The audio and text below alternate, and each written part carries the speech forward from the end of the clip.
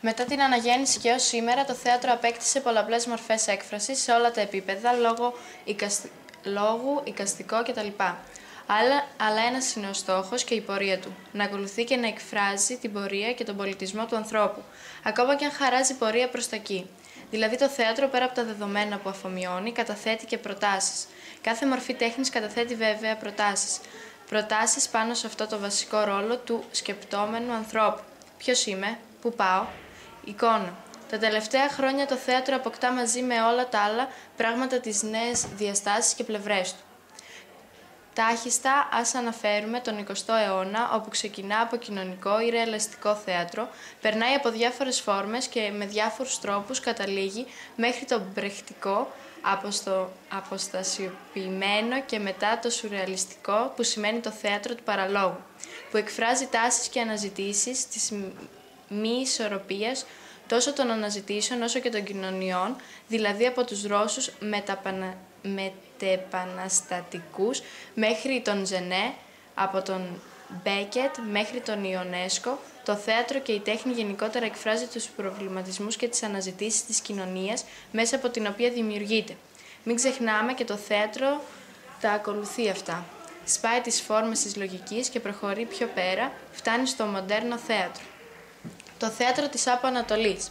Το θέατρο στην Άπο Ανατολή είναι σχεδόν πάντα με τελετουργικό ύφος.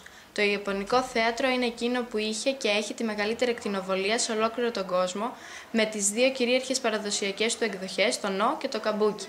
Το νο είναι απλό, απογυμνωμένο, σύντομο δράμα θρησκευτικής πνοής, ενώ τα έργα του καμπούκι γράφονταν για μαριονέτες, χαρακτηρίζονται από τη μεγάλη διάρκεια, την πλούσια πλοκή, τις θεαματικές περιπέτειες. Αριστοκρατικό είδος το πρώτο, λαϊκό και θεαματικό το δεύτερο.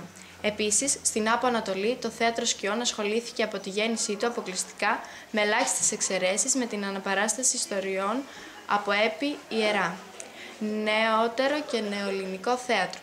Νεοελληνικό και σύγχρονο ελληνικό θέατρο. Με τον όρο νεοελληνικό θέατρο καθορίζουμε την ελληνική θεατρική κίνηση που παρουσιάστηκε και αναπτύχθηκε μετά από την Επανάσταση του 1821.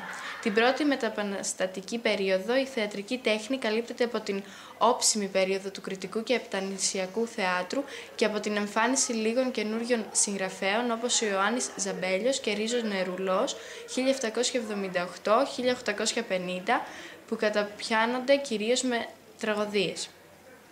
Ακολουθούν η Αλέξανδρος Σούτσος 1803-1863 με τις σατιρικές κωμωδίες του Άσωτος, Πρωθυπουργός, Ατίθεσος Ποιητής, Δημήτρης Βυζάντιος 1777-1853 με τη Βαβυλωνία. Η ουσιαστική ανάπτυξη της μεταπαναστατικής προσπάθειας αρχίζει όταν η Αθήνα γίνεται πρωτεύουσα. Το 1835 ανοίγει το πρώτο υπαίθριο θέατρο, ο Βερναρδάκης με τη Μαρία Δοξαπατρί και ο Άγγελος Βλάχος με την κόρη του Παντοπόλη, όπως και διάφορα άλλα ελληνικά έργα, σημειώνουν μεγάλη επιτυχία. Το 1889 παρουσιάζονται στην Αθήνα το Κομιδήλιο και το Ιδηλιακό Δράμα. Είναι έργα ηθογραφικά, γεμάτα ρομαντισμό και πολύ ανθρώπινα. Όπως ο Δημήτρης Κορομιλάς το 1850-1898, την τύχη της Μαρούλας.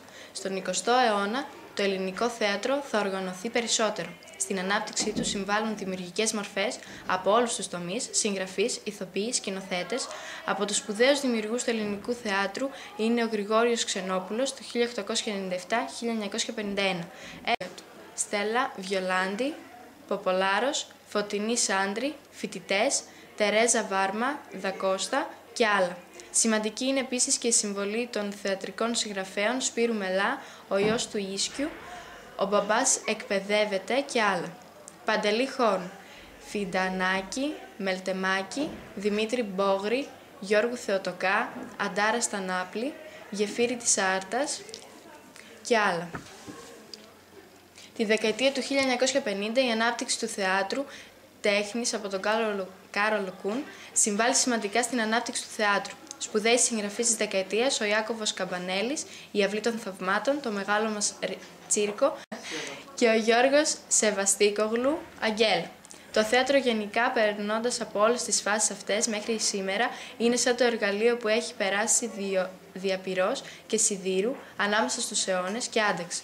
Επιβίωσε λοιπόν κατά πρώτον με την αξιοπιστία του και κατά δεύτερον με τη διάσταση του διαλόγου του. Αυτού του ανοιχτού διαλόγου που να μπορεί να απαντήσει τόσο στα κέραια προσωπικά μας ερωτήματα όσο και στα ευρύτερα ευχολόγια.